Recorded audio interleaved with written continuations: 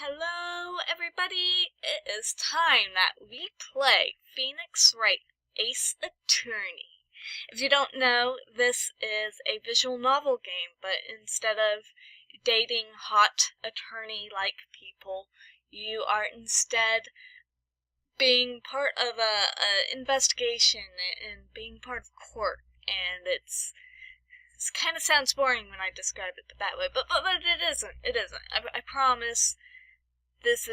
I can't promise anything, but this is probably going to be a lot of fun. So let's get to it. Alright, new game. The first turnabout. Alright, so if I remember correctly, this is just going to be a tutorial thing, so we'll walk through this together. This might have plot. Gasp! Gasp!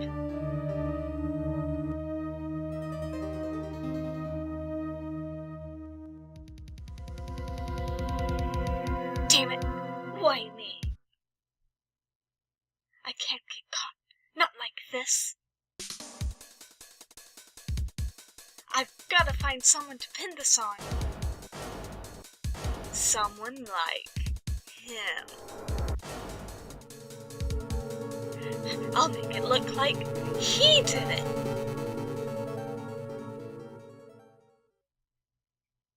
August 3rd, 9:47 a.m. District Court, Defendant Lobby, number 2. Boy, am I nervous. Right! Oh, hiya, Chief. Whew. I'm glad I made it on time. Well, I have to say, Phoenix, I'm impressed. Not everyone takes on a murder trial right off the bat like this. It says a lot about you, and your client as well. Thanks? Actually, it's because I owe him a favor. A favor? You mean you knew the defendant before this case? Yes. Actually, I kind of owe my current job to him. He's one of the reasons I became an attorney. Well, that's news to me.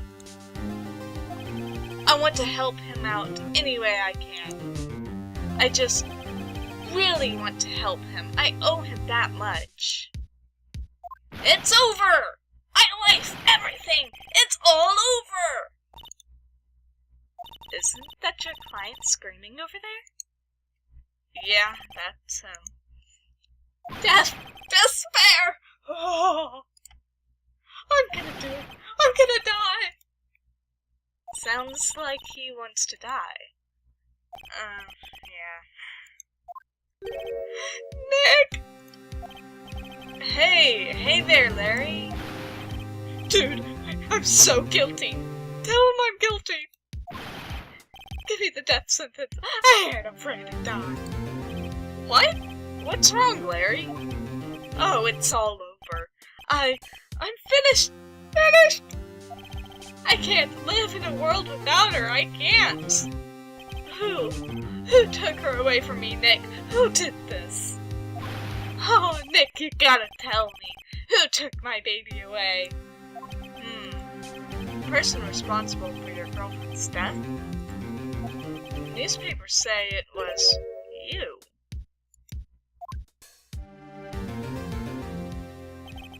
My name is Phoenix Wright. Here's the story. My first case is a fairly simple one. A young woman was killed in her apartment. The guy they arrested was the unlucky sap dating her. Larry Butz. My best friend since grade school. Our school has a saying, when something smells, it's usually the butts. In the 23 years I've known him, it's usually been true. He has a knack for getting himself in trouble. One thing I can say, though, it's usually not his fault. He just has terrible luck. But I know better than anyone that he's got a guy. He's a good guy at heart. And I owe him that one, which is why I took the case, to clear his name. And that's just what I'm gonna do. August 3rd, 10 a.m., District Court, Courtroom number 2.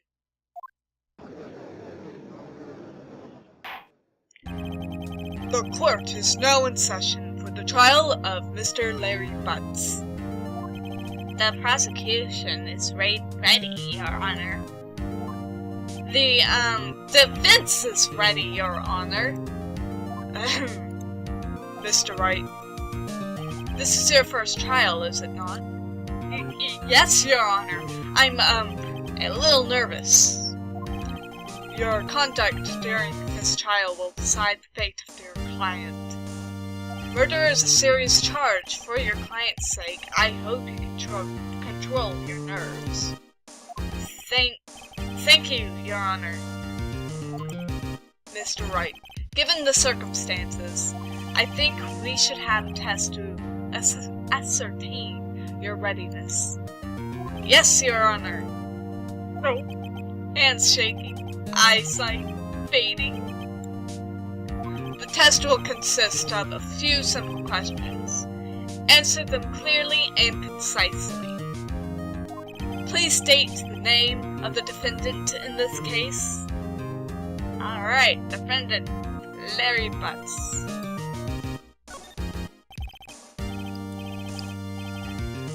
Correct. Just keep your wits about you and you'll do fine. Next question. This is a murder trial. Tell me, what's the victim's name? I know this one. Glad I read the case report cover to cover so many times. Wait. Uh-oh. No way! I forgot! I'm drawing a total blank here! Phoenix! Are you absolutely sure you're up to this? You don't even know the victim's name? Oh, the victim! Of course I know the victim's name. I just forgot. Temporarily. I think I feel migraine coming on.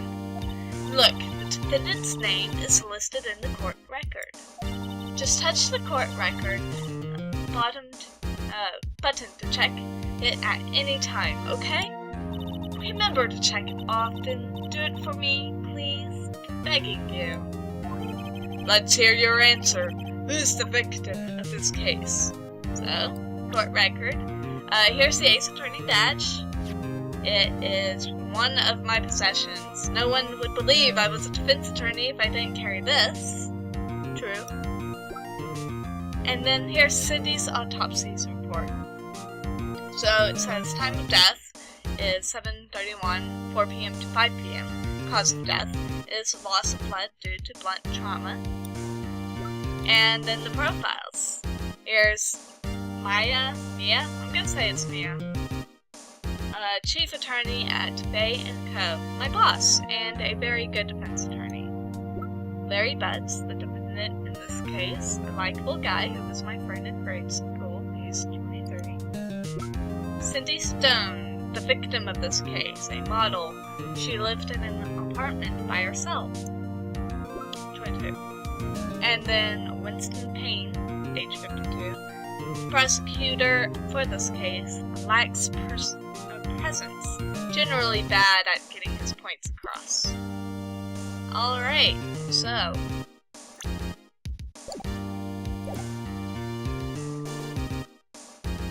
it was Cindy Stone. Okay.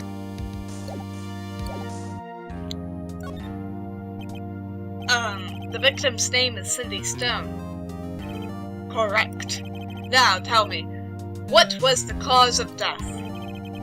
She died because she was poisoned, hit with a blunt object, or strangled. She was hit with a blunt object. Statue. She was struck once by a blunt object. Correct. You've answered all my questions. I see no reason why we shouldn't proceed. You seem much more relaxed, Miss Wright. Good for you. thank you, Your Honor. Because I don't feel relaxed, that's for sure. Well then, first, a question for the prosecutor. Mr. Payne? Yes, Your Honor.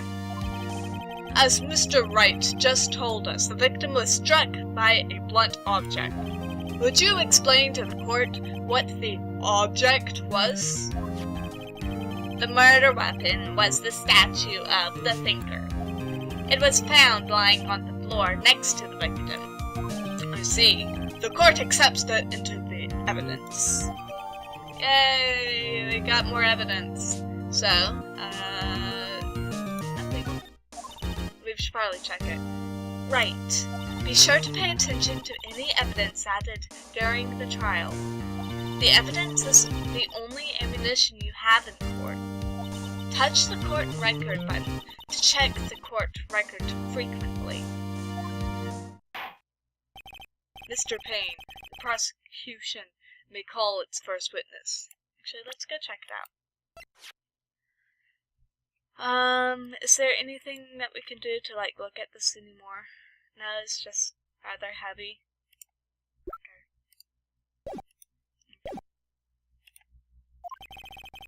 The prosecution calls the defendant, Mr. Butz, to the stand. Chief, what should I do now? Pay attention. You don't want to miss any information that might help your client's case.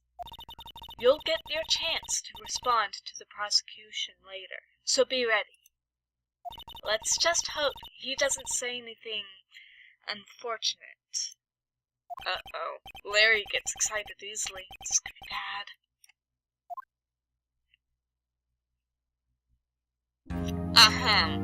Mr. Butz, is it not true that the victim had recently dumped you?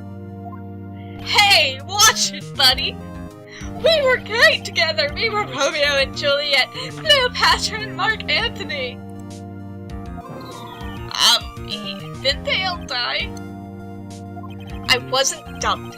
She just wasn't taking my phone calls or seeing me, ever. What's it to you, anyway? Mr. Butz, what you described is generally what we mean by dumped. In fact, she had completely abandoned you, and was seeing other men. She had just returned from overseas with one of them the day before the murder. What do you mean, one of them? Lies, all of it, lies! I don't believe a word of it. Your Honor, the victim's passport? According to this, she was in Paris until the day before she died. Alright. Indeed, she appears to have returned the day before the murder. Alright, approximately arrived home to Paris on 7:30, the day before the murder. Okay?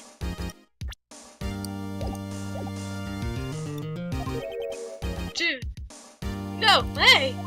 The victim was a model, but she did not have a large income. It appears that she had several sugar daddies. Daddies? Sugar? Yes, older men who gave her money and gifts. She took their money and used it to support her lifestyle. Dude! We can clearly see what kind of woman Miss Stone was. That should be, okay, never mind. Tell me, Mr. Butz, what do you think of her now? Right? I don't think you want him to answer that question. Yeah, Larry has a way of running his mouth in all the wrong directions. Should I wait to see what happens, or stop him from answering? Well, I mean, I'm gonna stop him from answering. Kind of because that question was kind of uncalled for. My client had no idea the victim was seeing other men. That question is irrelevant to the case. Once. Dude, Nick, what do you mean irrelevant? That cheating she-dog? I'm gonna die. I'm gonna drop dead. Yeah, and when I meet her, and I'm gonna get to the bottom of this. Let's continue with the trial, shall we? I believe the accused motive is clear to everyone. Yes, quite. Oh boy, this is not looking so good. Next question. You went to the victim's apartment on the day of the murder, did you not? Go. Well, did you or did you not? Well, maybe I did. Maybe I didn't. Uh-oh, he went. What did I do? Well, I want him to answer honestly. I know. I'll send him a signal. Tell the truth! Yeah, I was there. I went. That worked. Order! Well, Mr. Butz. Dude, chill. She wasn't home, man. So, like, I didn't see her. Your Honor, the defendant is lying. Lying? The prosecution would like to call a witness who can prove Mr. Butz is lying. Oh, that simplifies matters. Who is your witness? The man who found the victim's body. Just before making the gruesome discovery, he saw the defendant fleeing from the scene of the crime. Order in the court.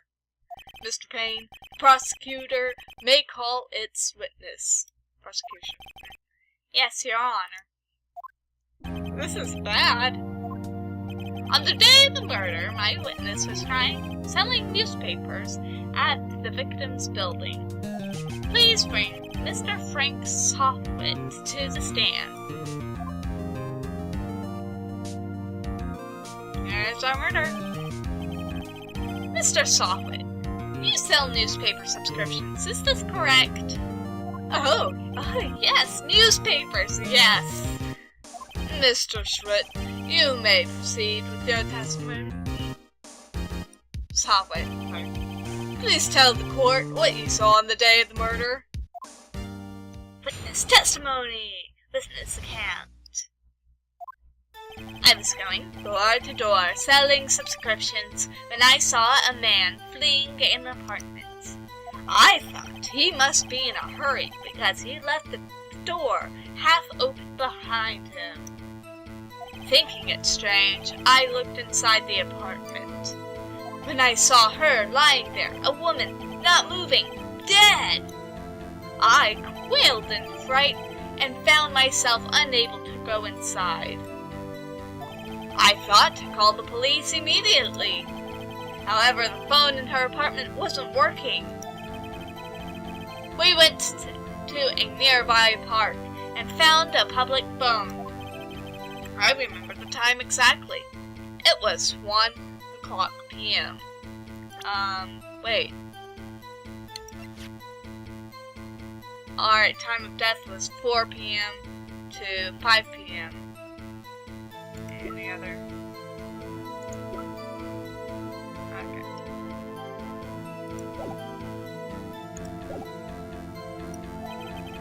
The man who ran it was, without a doubt, the defendant sitting right over there.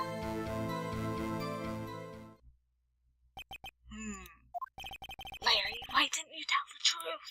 I can't defend you against a testimony like that.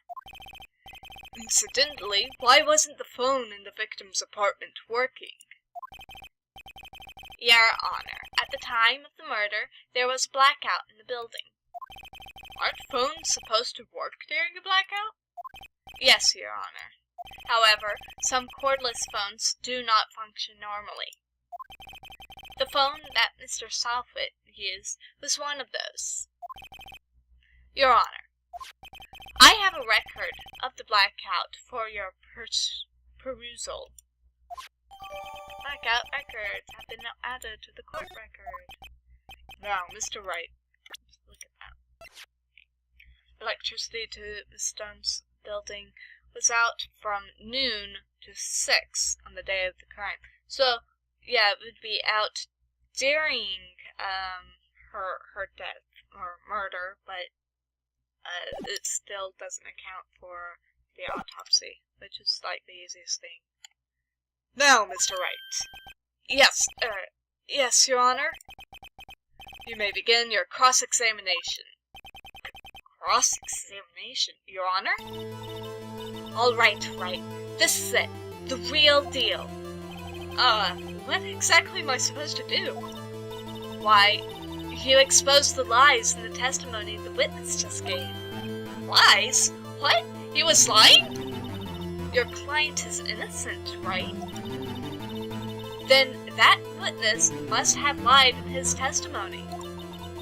Or is your client really guilty? How do I prove he's not? You hold the key. It's in the evidence. Compare the witness testimony to the evidence at hand. There's bound to be contradictions in there. First, find contradictions between the court record and the witness testimony. Then, once you've found the contradicting evidence, present it and rub it in the witness's face. Okay. Touch the court record button and point out the contradictions in the testimony. Witness account. I was going door to door selling subscriptions when I saw a man fleeing an apartment.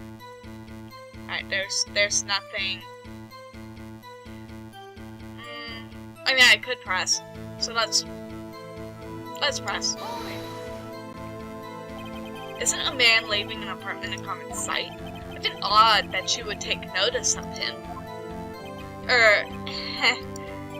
I don't know. He just seemed strange to me, that's all.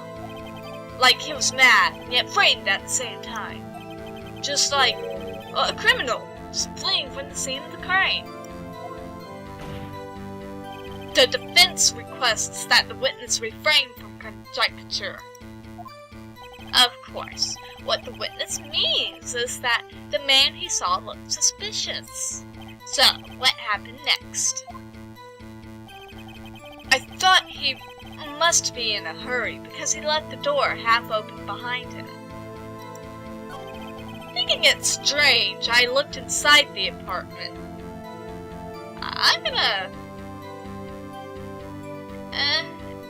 Would I look inside an apartment? Bush is right there. Did he not see anything? Let's press.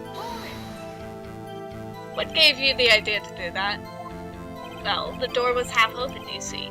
Isn't it only human to want to peek? We climb mountains because they are there. It's the same thing. Truer words have never been spoken. Anyone would have looked inside. Why did pain cut him off so quickly? So, you looked inside the apartment. What next? Then I saw her there, a woman, not moving, dead. I quailed in fright and found myself unable to go inside. Oh, but he said that he grabbed the phone. So you didn't touch anything in the apartment? Yes, no, nothing. Okay, what happened next? I thought to call the police immediately. However, the phone in her apartment wasn't working. And this is where we get him. For the first time. The phone in her apartment wasn't working. Yes, no, it wasn't. Right. But you said you didn't go in the apartment. Or did you? Oh, that? I can explain that. There was no cordless phone on the shelf in the entranceway. I reached inside and tried using that to call. And the phone wasn't working, correct? What happened next? I went to a nearby park and found the public phone. I remembered the time exactly, It was 1:00 p.m.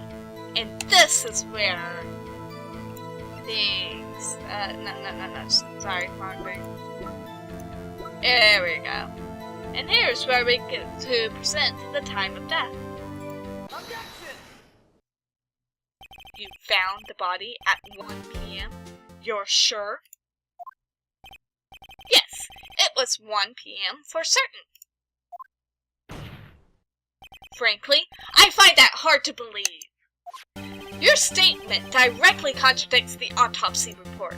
The autopsy notes the time of death at some time after 4 p.m. There is no body to find at 1 p.m. How do you explain this 3-hour gap?